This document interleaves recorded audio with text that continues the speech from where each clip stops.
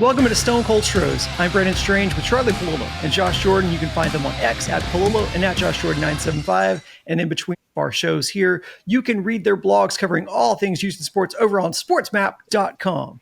On today's episode, the Astros bats continue to scuffle on the road. The hand of fate has landed on the hand of Yordan. We'll talk about what that means for the team. And does this team have or need a familiar voice to impart some tough love? We have a guy in mind. Just a reminder to hit like on the video, subscribe to the channel, click the bell for notifications so you know when new content drops. And if you're on the go, we're on all your favorite podcast apps. Just search Stone Cold Stros. So, gents, the Astros find themselves at the 500 mark again at 18-18, going 2-4 on the roadie. They are back at home in the friendly confines of Daikin to face the Reds and Royals on deck.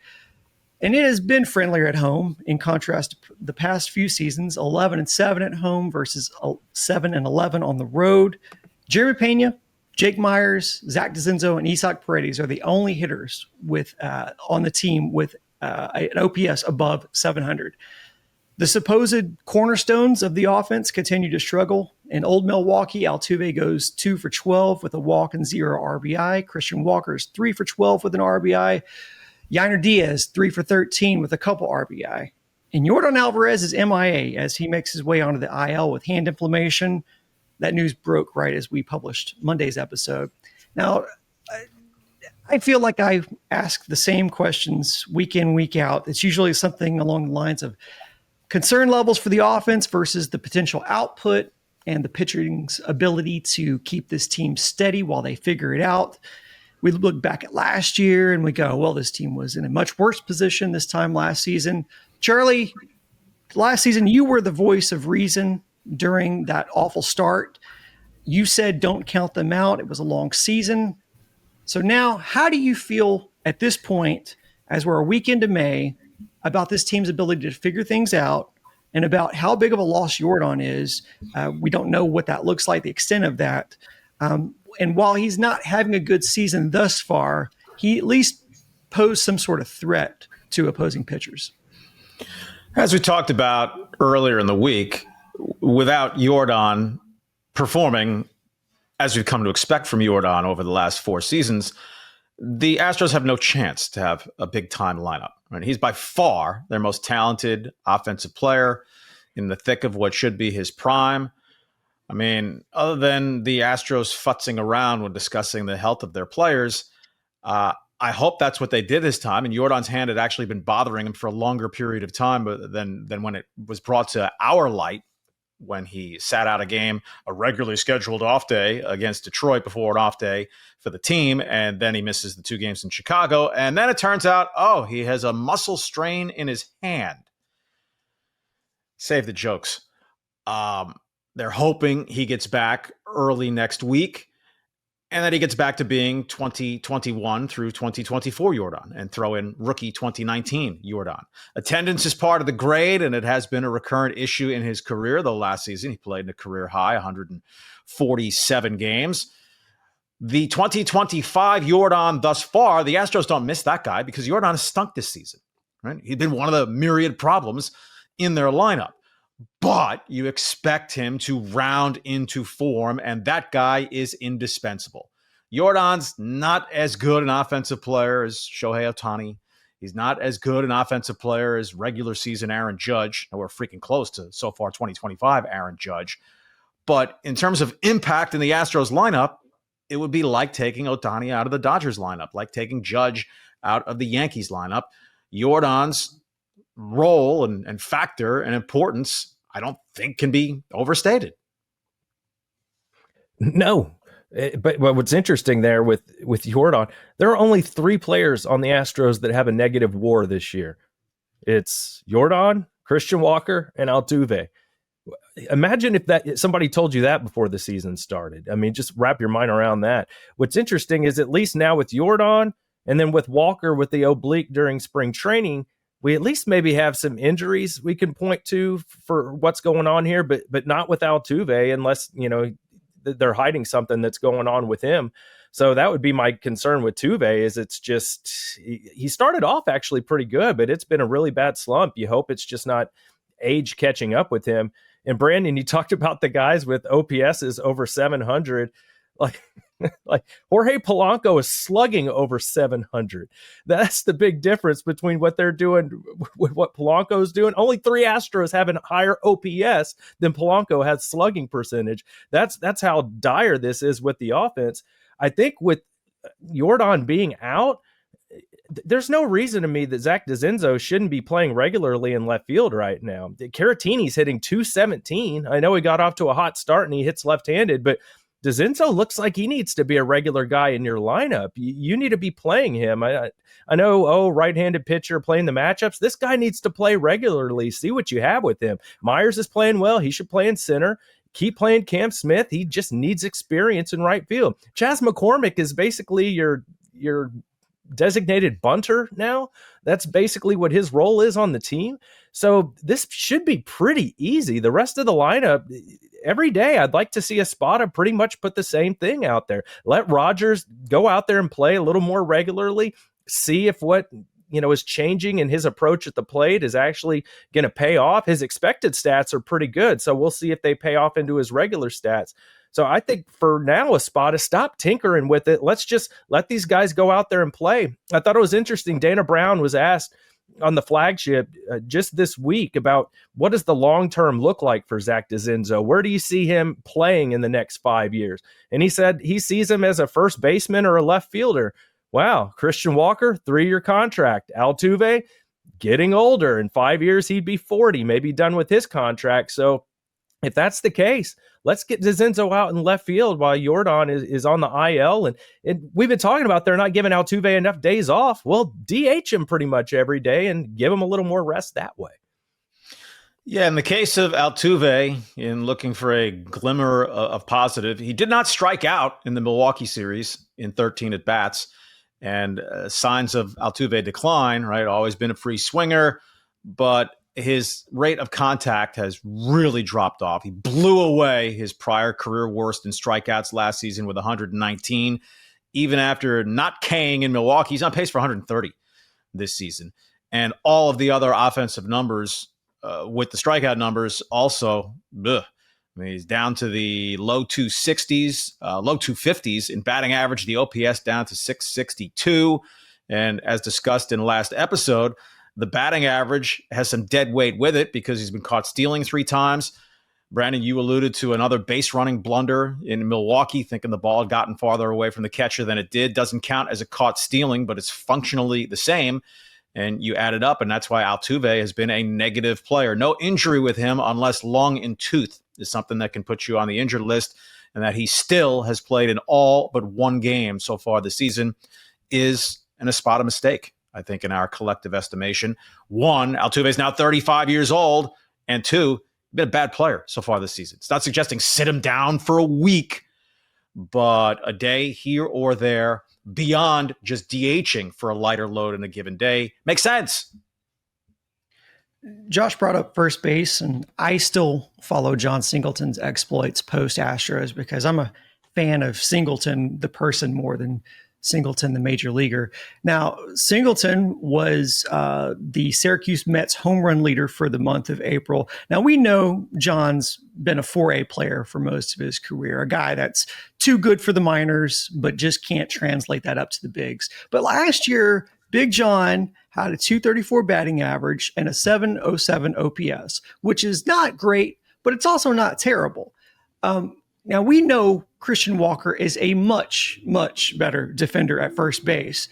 But from an offensive and payroll standpoint, would Houston be drastically different in a different situation running out Big John at first base versus Christian Walker? Well, payroll standpoint, they'd be $19 million better off, right? Singleton would make about $1 million. Christian Walker's at $20 million. Singleton, look, his numbers last year were, frankly, he was over his head for all of his major league career.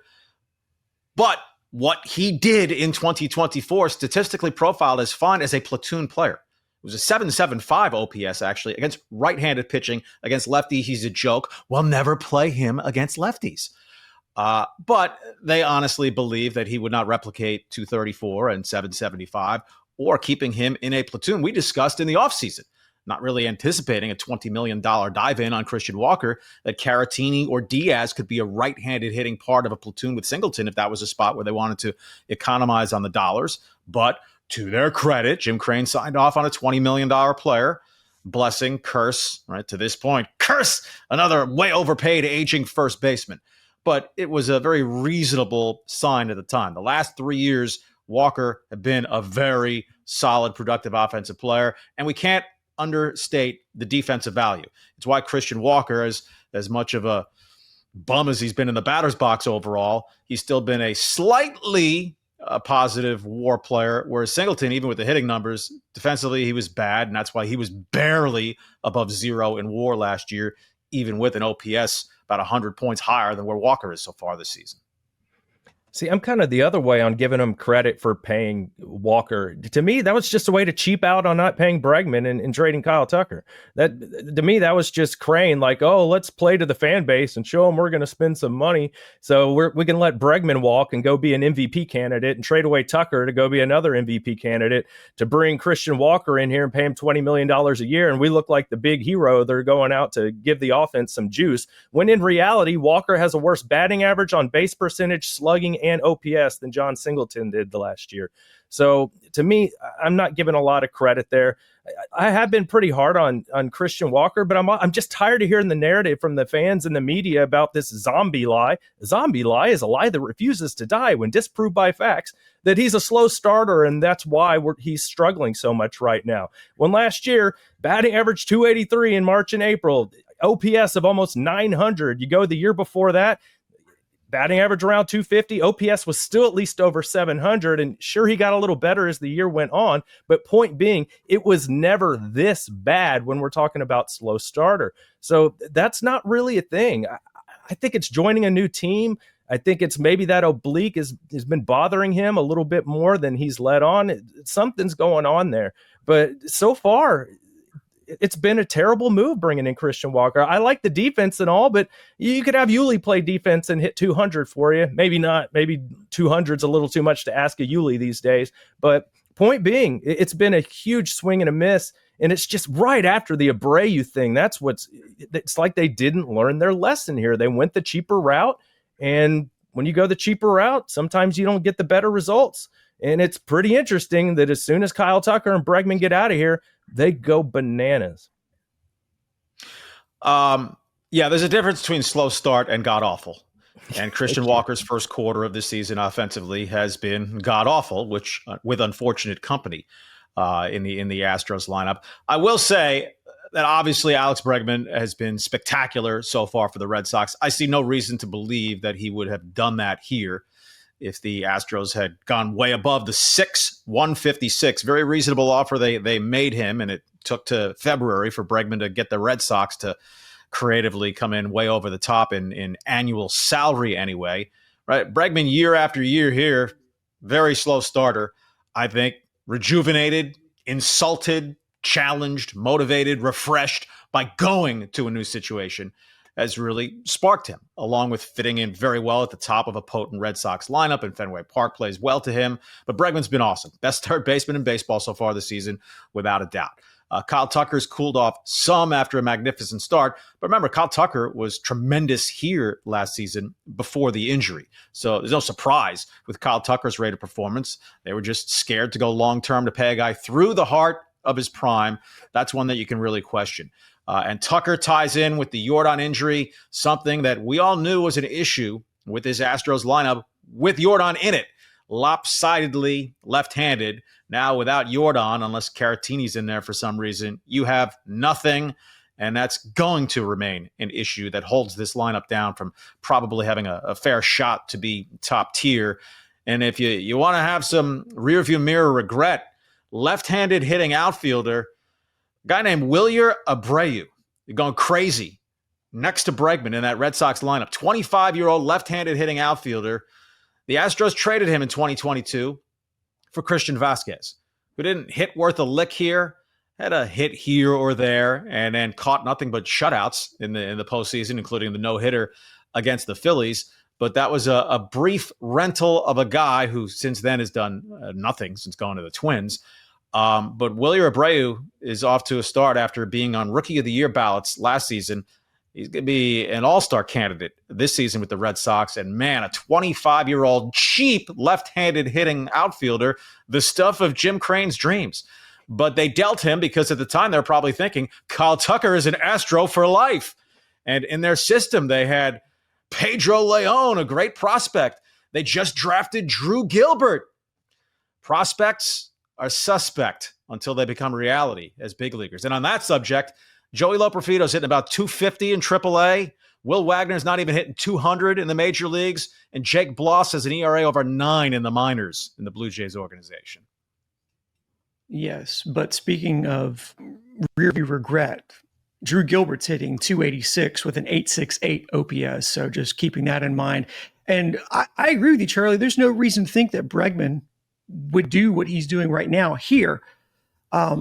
You brought up Christian Walker having a down season after 3 productive ones over the last 3.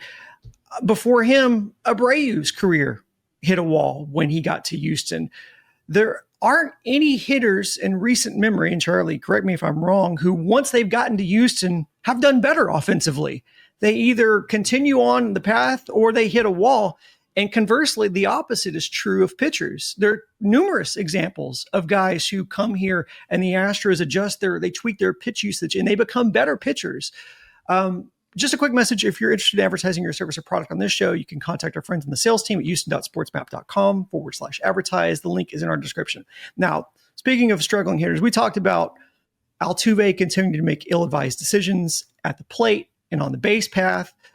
Who could be a person who could talk to Altuve was something we talked about, I believe, on Monday's episode. Like who has an authority or an authoritative voice in the room who Altuve would respect and take that to heart. And we talked about how the attrition of talent and the attrition of some of these larger tent poles that were from their championship run, the absence of them would lend itself to there being less people who would have the voice that could carry the gravitas to appeal to or reach a guy like Altuve.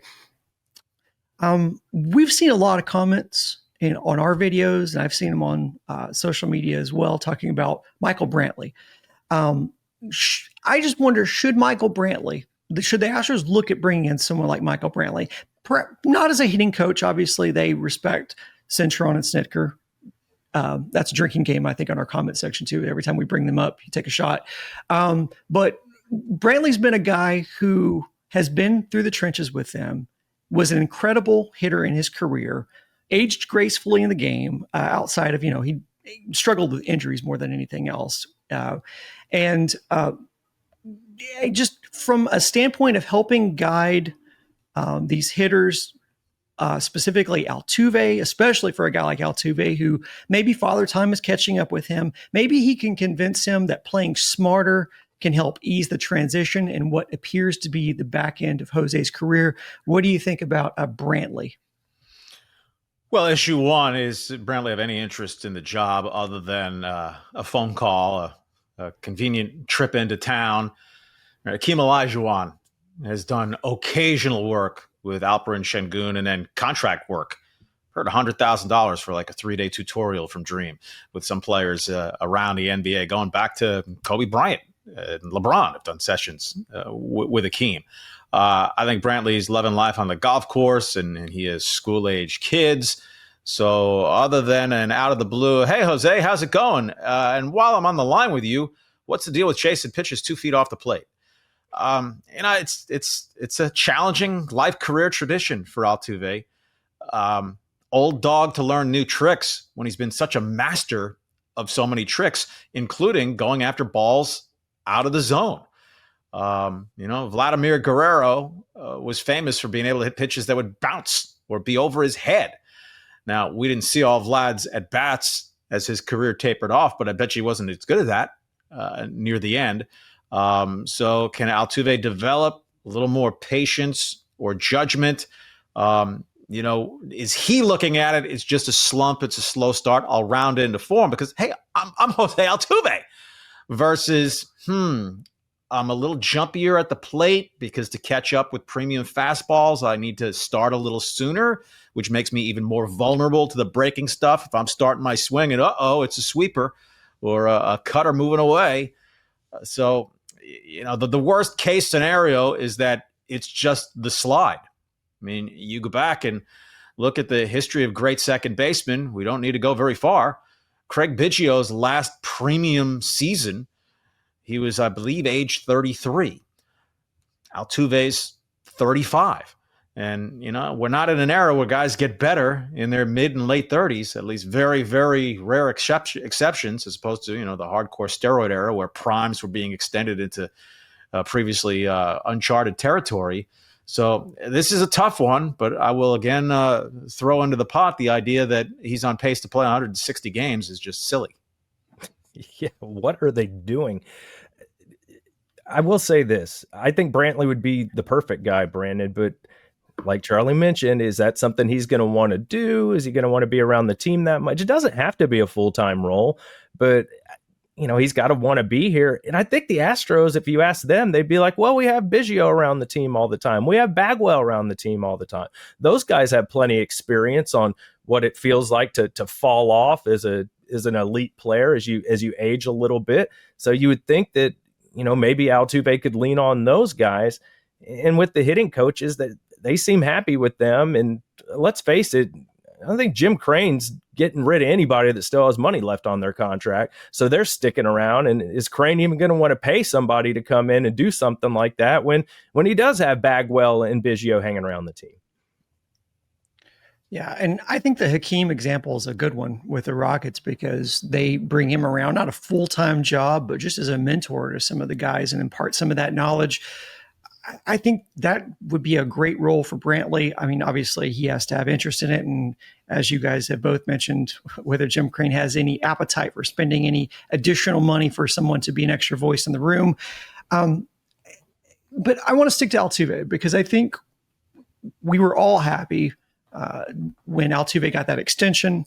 The idea of Altuve being an Astro for life. But I wonder from a team building standpoint, if we knew that the front office really had no intention of bringing back Bregman or keeping Tucker, who are now having great seasons outside of here. But I really wonder if they weren't really going to, if we knew the team wasn't really going to do anything of substance, at least to this point, to replace them, would we be as excited about that deal for Altuve? Probably not, but this is the most iconic player in Astros history, right? It's a different argument, the greatest player in Astros history. Frankly, Jeff Bagwell quite clearly was a better offensive player, but Jose Altuve is also Mr. October in Astros history, and we know about Bagwell's postseason resume. So Altuve, a very special case. Jim Crane clearly viewed him that way. They know 3,000 and the marketing potential to that. Right, it predates Crane's ownership, but I mean, the Astros milked Biggio 3,000 for all it was worth back in 2007. Meanwhile, the team was in a state of decay, right? You hope that's not where it is with Altuve. And while they front-loaded the cash on the barrelhead, he's going to count $25 million toward the tax computations each of the 5 seasons of this contract. So unless there's a tectonic plate shift in the next CBA, that the salary cap, tax, whatever you want to call it, goes way up, or the dynamics of a change, right? $25 million a year, that's counting for Altuve. But relative to Crane and the Astros moving forward nearer than over these next 4 seasons, Abreu 19.5 off the books after the season. Montero 8.5 when we take the Atlanta element out. Presley 5.5. So that's over $30 million there. If they know they're not going to bid in the deep end with Fromber, he's making $18 million this year. Well, that ticks them over $50 million in money to play with. Now, some of that is going to be consumed. Salary arbitration raises, Jeremy Pena, Brian Abreu, Jake Myers, Hunter Brown for the first time. Still, even allowing for all that, they'll net about $30 million of payroll flexibility with which they're going to need to aggressively upgrade this roster, because so much of this circles back to the farm system stinks. and a little amplification to that as we do this edition, heading into Thursday play. Sugarland's entire team batting average is 203. Corpus Christi, AA, the entire team batting average is 196. They named Shea Whitcomb their upper-level minor leagues player of the month for April. He turns 27. He's not a prospect. Bryce Matthews, 44 strikeouts and about 120 at-bats, hitting an even 200. He's nowhere close. At AA, they have two guys younger than 23 years old. Right? If you're 24 years old in AA, you're not a prospect unless it's because you've had huge injury problems to set your career back. The only young prospect by age guys at AA are batting 139 and 149. It's just very bleak in terms of where you see offensive hope coming along in this minor league system. And, the backbone of the glory era for the Astros was Correa and Bregman, and before them, Altuve and Springer. And anyone who you could conceivably be approaching any of those guys is the next wave of talent rising in the minors. What did I say? Altuve, Correa, Springer, Bregman? No, and no. Bottom line, this goes back to what we talked about earlier. They are terrible drafting offense. They are terrible developing offense. It's very clear that they can do a lot with different pitchers. They turn them into all kinds of amazing leaps and bounds better when they get their hands on them. Then they go other places, and sometimes they don't perform as well. You saw Garrett Cole continue. Kikuchi hasn't quite been what he was here. We'll see how the rest of the season goes. But that's a big blind spot for them, is hitting and developing it and drafting it. They have just continued to miss. And Bryce Matthews, they brought in Dana Brown to try and correct this. Bryce Matthews, that's not looking like a hit so far. That it's not looking like it's getting any better. And back to Altuve, I think part of the reason Crane did it was they got a hometown discount. That guy loves him a discount on some players. That's why he signed Jordan early and Bregman early and all these other guys. And that's all well and good. I like a good bargain too. But at the end of the day, you could have had Bregman for less than Altuve, even though it would have been for less years. It would have been 120 for 3 years of Bregman in his early 30s. The Altuve contract is the thing they hate the most. Paying somebody in their mid-30s, correct me if I'm wrong, Charlie, that extension starts this year when Altuve's 35. They don't usually give guys 5-year deals when they're starting in their mid-30s. That's not an Astros type deal. They made the exception for Tuve, but to make up for that, they let Bregman and Tucker go. So that didn't make the team any better, especially going forward. And Christian Walker, God, we'll see. We hope he's better than this, but it's really concerning right now. And with nothing in the farm system, I don't see how the offense gets much better. Even if you say you do spend a bunch of that money in the offseason, what all-star caliber type player are you getting in free agency where you're not going to have to pay $200 million to, which they pretty much refuse to do? I don't see how it gets any better. They refuse to adapt to the way free agency works now. I do want to, if defend Crane is the right way to put it, their offer to Bregman, to me, was just fine. $26 million per year. The Red Sox contract, if the Astros had offered that to Bregman, they would have blown through two tax thresholds, and the Bregman deal would have cost them more than $50 million for this season. Bregman's off to an awesome start. When we talked about it, he probably wouldn't be off to the same start if he were with the Astros. Isaac Paredes, he's no Alex Bregman so far this season, but he pretty much performed at the level you would hope to get from him. So I'm not going to say they dropped the ball in not just shattering a couple of tax ceiling thresholds on Bregman. But in the end, if you are what your record says you are, they're a 500 team as we creep toward mid-May with an offense that certainly without Jordan getting going is probably going to remain middle of the pack. And yeah, they're right about average now in runs scored per game. But we're also not yet through 40 games where that 14-run game against the Angels and a 9-1 blowout Wednesday against Milwaukee can still skew the numbers a little bit more than they will over 162 games. Yeah, the bottom third. Charlie, right? Sorry, as I'm hearing you, I guess play devil's advocate for Crane. Part of that inflexibility, though, is self-imposed. They have spent money, as you've pointed out numerous times, but more accurately, they've misspent money. They've put it in the wrong areas that have basically been a net zero for them. You brought up the chunk of salary that falls off the books during this offseason, and this season has been about getting under the CBT. Charlie used the term, they need aggressive upgrades. How much will we be able to tell about Jim Crane's appetite for winning during this next offseason and what he does with that reallocation of those funds? I think Jim Crane has a good side of ego that he loves to win so that he can brag on the golf course or at the yacht club or wherever about, look at my franchise and all they've accomplished in this era with payrolls that regularly have been in the top 10. And again, this season, it's through some bad contracts and misfortune as well. They're in the top 10 this year. So it's not like it's a slash and burn operation, but they're paying the price for their contractual sins with some reset this season. And yes, it is a self-imposed cap because it's a tax. It's not a cap. And as we've discussed going back a good while, you can go with the macro argument to Jim Crane that, look, the net value of the franchise is quadrupled to quintupled since you bought it. So to haggle over $10, $15 million difference, $20 million difference in operating income, profit in a given year or two, really? If you're truly trying to milk every last drop out of this era and absolutely maximize being in contention with the window open every year you're in charge, he's open to that criticism, no doubt about it. But I don't think there's an absolute fairness to the idea that Jim Crane's gone tightwad, and that's why the Astros are sinking.